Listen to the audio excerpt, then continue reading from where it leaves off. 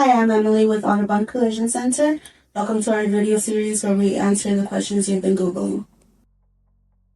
Should I move my car after an accident in California or leave it there? It depends on the situation, and California law gives you clear guidance. If your vehicle is blocking traffic and can be moved safely without further damage, you are required to move it to the nearest safe location. If the vehicle is not blocking traffic and is safe where it is, leave it until you have documented everything with photos. Never move a vehicle if there are injuries involved until emergency responders arrive and clear the scene. Once photos are taken and information is exchanged, move the vehicle to a safe location and contact your insurer.